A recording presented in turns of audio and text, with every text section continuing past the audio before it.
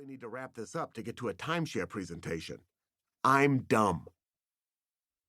Thankfully, for all of us, the co-president of the club is my brilliant sister. Alisa and I have been fat our whole lives. She dealt with it by becoming a doctor of psychology. I dealt with it by becoming a comedian, which is the opposite of a doctor. In the pages that follow, I'm going to talk about my life as a fat person, and she's going to come in, at the end, in a brilliant What Now section to explain some concepts, clear up some misconceptions, and generally call me on my bullshit. It's impossible to write a comprehensive book about being fat. It's too personal. Everyone's experience is unique. A fat person's relationship to the world, to their family, to themselves, to their fat, is completely different from someone else's. Gender, race, sexual preference, physical ability, economic background, religious background, food deserts, food desserts, and 10 million other things factor into it.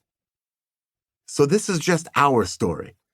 And please know that Alisa and I, as two fat people, understand as well as anyone that yours might not be the same. This club is the acknowledgement that we're all on our own journeys with fat. It is also a hope that it doesn't always have to feel quite so lonely. Fat. Alternately, depending on the user, an adjective, an insult, an excuse, an anachronism, a term of endearment, a medical definition, a compliment, an alarm, an epidemic, an afterthought, and sometimes olive oil. Chapter 1. T-Shirt Swim Club. Before all the pain, pancakes, and persecution, I was just a cute, fat little baby. Fat babies have a 100% approval rating. Admiring onlookers swoon, cooing over their biscuit dough legs and impossible little ham hands. People lose their minds around a fat baby. They speak in tongues. They melt into a puddle and recongeal just long enough to explode into a cloud of confetti. A fat baby is basically a human corgi. When they enter a room, that room is a happier place. People greet them by saying, "Well, hello there," in a voice they didn't know they had until they saw the fat baby. People love fat babies, and lucky for them, most babies are fat. But I enjoyed it so much that I just kept going into adulthood. Life gets more complicated for the babies who stay fat. Being a fat toddler wasn't bad, though. Being fat lends itself beautifully to toddling. The world hasn't tried to make you feel bad about being fat. The world hasn't really tried to make you feel anything about being fat. Your life has a lot less shame and a lot more crayons. It's great. Plus, you're in preschool. I loved preschool. I attended the Middleman Jewish Community Center in Portland, Oregon.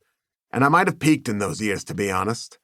Spending all morning learning about Purim and dinosaurs, spending all afternoon in the lap pool next to bobbing boobies, and in between, lunch.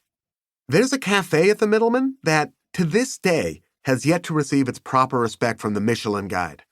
I had hot dogs at this cafe. I had hamburgers. I discovered the knish at this cafe. I still can't wrap my mind around how the knish isn't a mainstay of American cuisine. It's so bad for you, and it tastes like God's perfect potato. Along with psychotherapy and Mel Brooks, the knish should be counted among the Jewish people's greatest contributions to American culture. This cafe also had steak fries like you wouldn't believe. These things were sturdy. An honest man could build a home from these fries and raise 5 generations of strapping Scandinavian sons within its ketchup-soaked walls. I'm carrying on about this food now, but that was kind of my issue even then. I love to eat. Maybe I'm putting it the wrong way. Saying I love to eat is like saying I'm a big fan of music. Let me be clear. I'm crazy about eating. Figuratively, certainly, but also literally. I delighted in a good quality steak fry, but you could put a pile of uncooked spaghetti in front of me and I'd eat it. I'd eat coffee beans. I'd chug maple syrup. I ate like Pac-Man. I ate for the same reason that people climb Mount Everest. Because it's there.